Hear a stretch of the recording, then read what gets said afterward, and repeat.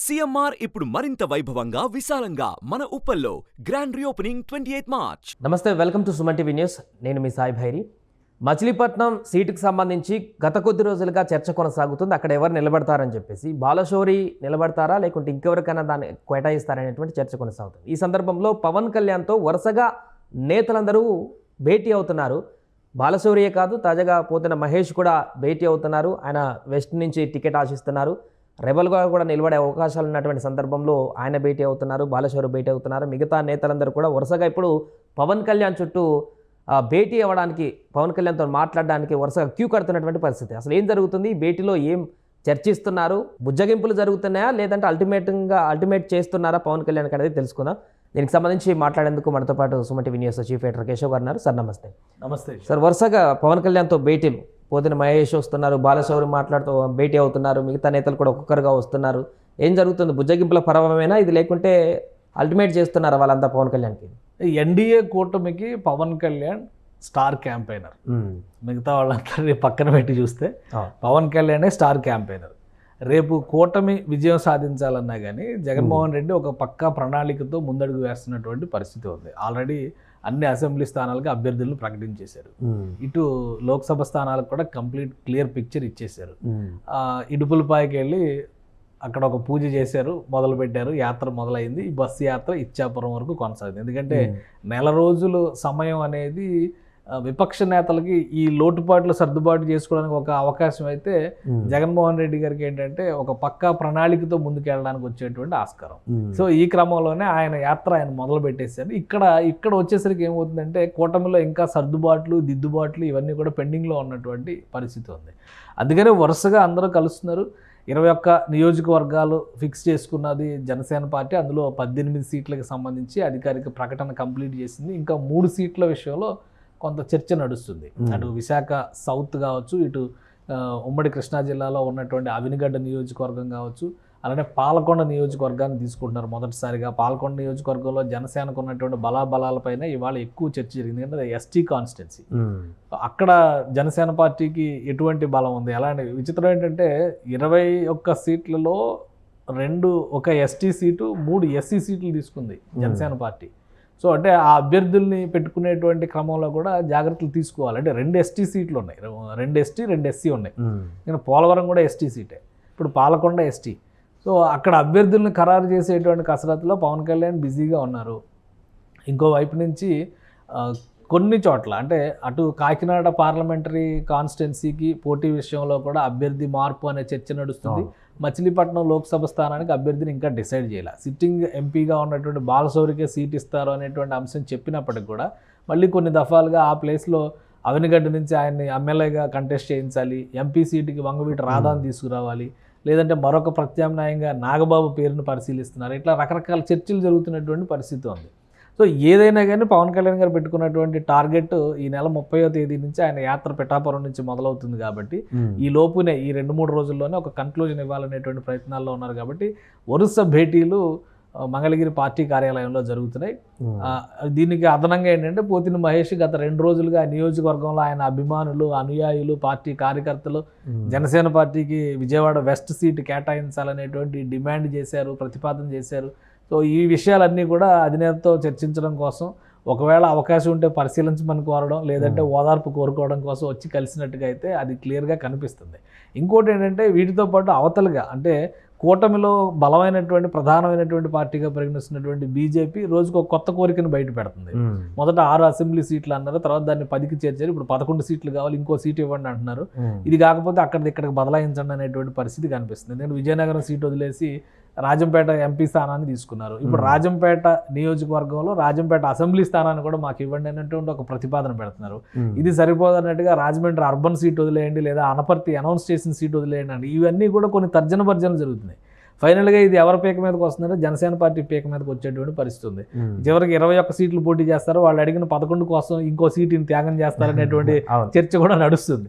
So ఈ అంశాలన్నిటినీ కూడా నాయకులతో చర్చించేటువంటి బిజీలో పవన్ కళ్యాణ్ ఉన్నారనేది క్లియర్గా కనిపిస్తుంది. ఇది ఒక ఆస్పెక్ట్. రెండో వైపు నుంచి చూస్తే ఇప్పుడు ఎవరైతే పవన్ కళ్యాణ్తో కలిసి పనిచేయాలని చెప్పి ఆశించినటువంటి నాయకులు ఉన్నారో జనసేన పార్టీకి ఉన్నటువంటి లిమిటేషన్స్ రీత్యా, ఆ పరిమితుల రీత్యా పవన్ కళ్యాణ్ గారు కొన్ని సంకేతాలు ఇచ్చారు. ఆ నేపథ్యంలో వాళ్ళు పార్టీలోకి వచ్చేటువంటి వాతావరణం లేదు. ఉదాహరణకి తిరుపతి బీజేపీ లోక్సభ అభ్యర్థిగా పోటీ చేస్తున్నటువంటి వరప్రసాద్, ఆల్రెడీ ఆయన ఇంతకు ముందర పవన్ కళ్యాణ్ గారు కలిశారు, జనసేనలోకి రావాలనుకున్నారు, కానీ అక్కడ ఈక్వేషన్ సెట్ అయ్యేటువంటి వాతావరణం లేదు కాబట్టి ఆయన ఎలాంటి హామీ ఇవ్వలేకపోయారు. ఆయన సైలెంట్గా ఉన్నారు. చివరికి బీజేపీలో అవకాశాన్ని అందిపుచ్చుకొని అక్కడికి వెళ్ళినటువంటి పరిస్థితి. ఇప్పుడు మర్యాదపూర్వకంగా పవన్ కళ్యాణ్ కలిశారు. ఎందుకంటే రేపు ఎలక్షన్స్లో తిరుపతి నియోజకవర్గం పైన, లోక్సభ స్థానం పైన ఒక ప్రత్యేకమైనటువంటి ఫోకస్ ఉండే అవకాశం ఉంది. సో బీజేపీ తరఫున ఒక క్యాంపెయినర్గా పవన్ కళ్యాణ్ ఆహ్వానించుకునేటువంటి బాధ్యత ఖచ్చితంగా ఆ లోక్సభ అభ్యర్థిగా ఆయనకు ఉంటుంది. అదే క్రమంలో అక్కడ టికెట్ కన్ఫర్మ్ అయినటువంటి నేపథ్యంలో కూటమిలో ప్రధానమైనటువంటి భాగస్వామి, ఒక రకంగా చెప్పాలంటే ఎన్డీఏకి కన్వీనర్, ఆంధ్రప్రదేశ్లో ఎన్డీఏకి పవన్ కళ్యాణే కన్వీనర్గా వ్యవహరిస్తున్నట్టు మనం చూడాలి. సో ఈయన స్టార్ క్యాంపెయినర్ కమ్ కన్వీనర్ కాబట్టి ఆయన్ని కలిసి అక్కడ జరిగినటువంటి సారాంశం కానీ, పోటీ చేసేటువంటి క్రమంలో కావాల్సినటువంటి సహకారం కానీ చర్చించినట్టుగా కనిపిస్తుంది. ఇక ఇంకొక ముఖ్యమైనటువంటి భేటీ ఏంటంటే ఒంగోలు పార్లమెంటు సభ్యులుగా ఉన్నటువంటి మాగుంట శ్రీనివాసులు రెడ్డి, ఆయన కుమారుడు, అలానే ఉమ్మడి ప్రకాశం జిల్లాకు సంబంధించినటువంటి నేతలందరినీ కలుపుకొని, జనసేన నేతలను కూడా కలుపుకొని వెళ్ళి ఆయన పవన్ కళ్యాణ్తో భేటీ అయ్యారు. అక్కడ జనసేన పార్టీ కూడా మంచి క్యాడర్ ఉంది. సో అంటే గెలుపుని డిసైడ్ చేసేటువంటి శక్తియుక్తులు జనసేన పార్టీకి ఉన్నాయి. వైసీపీని అడ్డుకోవాలన్నా కానీ, అక్కడ కంటెస్ట్ చేస్తున్నటువంటి అభ్యర్థులకి నిలువరించాలని, ఎందుకంటే చెవిరెడ్డి భాస్కర్ రెడ్డి అక్కడ కంటెస్ట్ చేస్తున్నారు, జగన్మోహన్ రెడ్డికి బాగా సన్నిహితులు. సో ఇక్కడ ఒక టఫ్ ఫైట్ ఉంటుంది అనేటువంటి సంకేతాలు చాలా స్పష్టంగా ఉన్నాయి. ఈ అంశాలన్నింటినీ దృష్టిలో పెట్టుకొని పవన్ కళ్యాణ్ గారితో మర్యాదపూర్వకమైనటువంటి భేటీ, వాళ్ళ ఆలోచనలు వీళ్ళు పంచుకోవడం, వీళ్ళ ఆలోచనలు వాళ్ళు పంచుకోవడం, రేపు రాబోయేటువంటి క్యాంపెయిన్కి పవన్ కళ్యాణ్ గారిని ఆహ్వానించడం, ఈ అంశాలన్నీ కూడా చర్చకు వచ్చినట్టుగా అయితే తెలుస్తుంది. కాబట్టి పవన్ కళ్యాణ్ గారు ఎన్డీఏకి ఆంధ్రప్రదేశ్లో స్టార్ క్యాంపెయినర్. రేపు అవసరాన్ని బట్టి తెలంగాణలో కూడా 2-3 సభలకు ఆహ్వానించినా కానీ ఆశ్చర్యపోవాల్సినటువంటి అవసరం లేదు. ఇంకొకటి సార్, ఈ వరుస భేటీల నేపథ్యంలో మరొక చర్చ కూడా మనకు 2 రోజుల నుంచి చూస్తున్నాము. ప్రకటించిన 18 సీట్లలో కూడా, జనసేన సీట్లలో కూడా ఏమైనా మార్పు చేర్పులు ఉంటాయనేటువంటి ఒక కొంత కన్ఫ్యూజన్ ఉంది కదా. ఈ భేటీలతోని అది నిజమవుతుందని అనుకోవచ్చా? అలాంటి మార్పులు ఏమైనా ఉన్నాయా?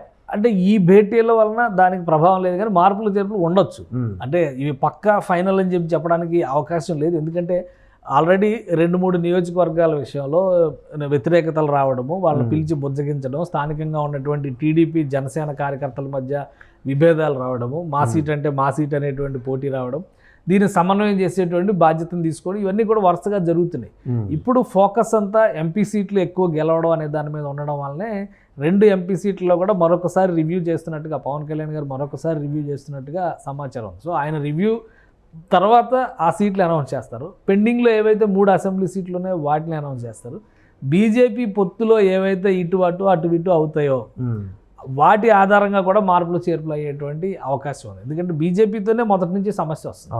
ఇప్పుడు ఒక అండర్స్టాండింగ్తో ఈ సీట్లు అనేటువంటి ఒక కన్క్లూజన్ వచ్చిన తర్వాత ఆ కన్క్లూజన్ను ముగింపుగా చూడట్లా, బీజేపీలో ఉన్నటువంటి అంతర్గత సమస్యలను మళ్ళీ కూటమిలోకి తీసుకొచ్చి పెడుతున్నారు. అది సమస్య. ఇప్పుడు బీజేపీ ఒక పార్టీగా 10 అసెంబ్లీ సీట్లు, 6 లోక్సభ స్థానాలను నిర్ణయించుకున్న తర్వాత ఆ నిర్ణయం జరిగే ముందరే ఎక్కడ బలం ఉంది, ఎక్కడ బలమైన నేత ఉన్నారు అనేటువంటిది గత చరిత్ర, గతంలో పోటీ చేసినటువంటి విధానం, వీటన్నిటిని రివ్యూ చేసుకున్నాకే వాటికి ఒక కన్క్లూజన్ ఇస్తారు. వీళ్ళు ఏం చేస్తున్నారంటే ఒక కన్క్లూజన్ ఇస్తున్నారు, బయటకు వస్తున్నారు, మళ్ళీ వీళ్ళలో వీళ్ళు చర్చించుకున్నారు, తూచి ఇది కాదు అది కావాలంటున్నారు. సో అది సమస్య. 6 ఎంపీ సీట్లు, 6 ఎమ్మెల్యే సీట్లు అన్నారు. సరే ఫైనల్గా ఇక్కడికి వచ్చినా కనీసం డబుల్ డిజిట్ ఉండాలని 10 సీట్లకు ఒప్పించారు. అక్కడ త్యాగాలు పంచుకోవడాలు ఇవన్నీ లెక్కలేసి ఒక కన్క్లూజన్కి వచ్చారు. మళ్ళీ సీట్లు అనౌన్స్ చేసే ముందర మాకు విజయనగరం వద్దు, రాజంపేట కావాలన్నారు. సో రాజంపేట ఇచ్చి మళ్ళీ విజయనగరం వదిలేసిన తర్వాత ఇప్పుడు రాజంపేటలో ఒక అసెంబ్లీ స్థానం కూడా ఉంటే బాగుంటుంది, లేదంటే బలం సరిపోదు అని చెప్పని అంటున్నారు. సో ఇవి సమస్యలు వస్తున్నాయి. మళ్ళీ కొత్తగా మా పలానా నాయకుడు ఉన్నారో ఆయనకి సీట్ లేదు, ఆయన ఇల్లు ఈ ఊళ్ళో ఉంటుంది కాబట్టి ఆ ఊళ్ళోనే సీటు కావాలంటున్నారు. సో అది సమస్యలకు కారణం అవుతుంది. మళ్ళీ రేపొద్దున పవన్ కళ్యాణ్తో ఈ చర్చలన్నింటినీ భాగస్వామిగా ఈ చర్చల బాధ్యతను తీసుకుంటుంది పవన్ కళ్యాణ్. సో మళ్ళీ ఆయనతో చర్చలు జరిగేటువంటి క్రమంలో ఈ 18 సీట్లో మళ్ళీ ఎవరికి ఎసరు పెడతారో తెలియదు. అలాంటి ఏమో పవన్ కళ్యాణ్ గారికి కూడా ఎసరు పెట్టొచ్చు. ఎంపీగా జయమనొచ్చా కాకిలాగా ఉంది కాకినాడ. పిఠాపురం సీటు 2004లో మా పెండిన దొరబాబు బీజేపీ నుంచే గెలిపొందారు కాబట్టి అది బీజేపీ సీటు. ఇప్పుడు 2014లో గెలిచారు కాబట్టి 10 ఏళ్ల క్రితం గెలిచారు కాబట్టి రాజమండ్రి అర్బన్ ఇచ్చేయండి, తాడేపల్లి గూడెం ఇచ్చేయండి అని అడుగుతున్నారు. సో అదే క్రమంలో పిఠాపురంలో 2004లో 20 ఏళ్ల క్రితం మేము గెలిచాం కాబట్టి మాకు అదే సీట్ ఇచ్చేయండి అని కూడా అడుగుతారు. ఈ కన్ఫ్యూజన్ ఉంది తప్పితే బీజేపీలో ఉన్న కన్ఫ్యూజన్ అది. ఒక పార్టీగా, జాతీయ పార్టీగా ఒక నిర్ణయం జాతీయ నాయకత్వం సమక్షంలో ఎవరైతే దూతలుగా వచ్చారో వాళ్ళు కన్క్లూడ్ చేసి ఇచ్చిన తర్వాత అంతర్గతంగా చర్చించుకొని అక్కడే ఫైనల్ చేసుకోవాలి. మళ్ళీ అది కూటమిలోకి తీసుకొచ్చి మాకు ఇది కాదు మాకు అది కావాలని ఇటు జనసేనని డిస్టర్బ్ చేస్తున్నారు, అటు తెలుగుదేశం పార్టీని డిస్టర్బ్ చేస్తున్నారు. దీనివల్ల ఏంటంటే గత 15-20 రోజులుగా సీటు ఖరారు అనుకొని ప్రచారం చేసినటువంటి అభ్యర్థులు కూడా నీరుగారేటువంటి ప్రమాదం ఉంది. ప్లస్ క్యాడర్ నీరుగారేటువంటి ప్రమాదం ఉంది. రోజుకో నాయకుడిని తెరపైకి ఇది ఉద్దేశపూరితంగా చేస్తున్నారా లేదంటే వాళ్ళ పార్టీలో ఉన్నటువంటి అంతర్గత సమస్యను తీసుకొచ్చి ఇక్కడ పెడుతున్నారు అనేది బీజేపీ నాయకత్వం నిర్ణయించుకోవాల్సినటువంటి అంశం. మళ్ళీ ఇప్పుడు కొత్తగా ఏం చెప్తున్నారు, ఈ సీటు కాదు ఆ సీటు కాదని చెప్పడం అయిపోయింది. అది నెక్స్ట్ లెవెల్కి వచ్చేసారు. ఇప్పుడు నెక్స్ట్ లెవెల్కి ఏంటంటే ఫైనల్గా మేము అసలు కూటమిలో ఉంటామో లేదో మేము చర్చిస్తాం అనేటువంటి మాటలు కూడా కొంతమంది నాయకులు మాట్లాడుతున్నారు. సో ఇవన్నీ కూడా అర్థం పర్థం లేని రాజకీయాలు, తలాతోక లేకుండా చేసే రాజకీయాల్లా కనిపిస్తున్నాయి. బీజేపీకి ఆంధ్రప్రదేశ్లో ఆల్రెడీ జగన్మోహన్ రెడ్డి వాళ్ళు కూడా నిన్న అనుకుంటే కామెంట్ చేశారు, నోటా కంటే తక్కువ వచ్చినటువంటి పార్టీలు కూడా పోటీ పడుతున్నాయి, ఆ కోటాలో ఈ పార్టీ కూడా ఉంటుంది. సో ఇది సమన్వయం చేసుకుని సరిపెట్టుకుని ముందుకు వెళ్లాల్సినటువంటి తరుణం. సమయాన్ని వృధా చేసుకుంటే కనుక కూటమి నష్టపోద్ది. ఈ అంశాలు ఉన్నాయి కాబట్టే పవన్ కళ్యాణ్ ఇంకా పార్టీ ఆఫీస్లో కూర్చుని పెండింగ్ సీట్లు, ఈ జాబితా, ఈ లిస్ట్ అవుట్లు, రేపు రాబోయేటువంటి క్యాంపెయిన్కి కావాల్సినటువంటి రూట్ మ్యాప్ రెడీ చేసుకునేటువంటి పనిలో ఉన్నారు. దాన్ని ఉపయోగించుకుని సద్వినియోగం చేసుకుంటే తీసుకున్నటువంటి సీట్లు పక్కాగా పవన్ కళ్యాణ్ ఒకటే చెప్తున్నారు. ఇప్పుడు ఆయన నాకు 40 సీట్లు కావాలంటే తెలుగుదేశం పార్టీ చచ్చినట్టు ఇవ్వాల్సిన పరిస్థితి ఉండదా? కూటమితో సంబంధం లేకుంటే బీజేపీ లేకుండా జనసేన టీడీపీనే పోటీ చేస్తుందనేటువంటి మాటతో వెళ్తే ఆ నిర్ణయం జరిగేటువంటి అవకాశం ఉండేది. కానీ ఏంటి, గెలిచి తీరాల్సింది, మనం తక్కువ తీసుకున్నా 100% రిజల్ట్ ఇద్దాం అనేటువంటి సంకల్పంతో ఆయన ముందుకు వెళ్తున్నారు. పెద్ద పార్టీ కాబట్టి ఎక్కువ సీట్లు కావాలి, ఎక్కువ మంది సీనియర్లు ఉన్నారు కాబట్టి ఎక్కువ సీనియర్లు ఉండొచ్చు కానీ గెలవాలి కదా, గెలిచే సీనియర్లు ఉండాలి కదా. సో వాళ్ళు ఒకవేళ నిజంగా సీనియర్లు గెలిచేవాళ్ళు అయితే ఆ నియోజకవర్గ ప్రజలే డిమాండ్ చేస్తారు. 25 మంది కార్యకర్తలు కనిపించినటువంటి చోట్ల కూడా సీట్లు అడుగుతూ ఉంటే అది కూటమికి ఇబ్బంది అయ్యేటువంటి అంశం ఉంది.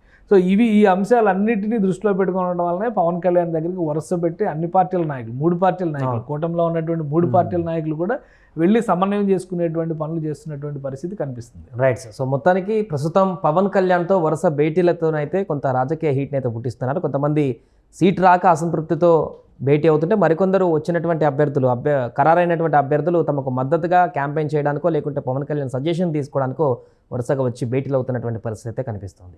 సుమన్ టీవీలో మీ పర్సనల్ అండ్ బిజినెస్ ప్రమోషన్స్ కోసం కింది నెంబర్కి కాంటాక్ట్ చేయండి.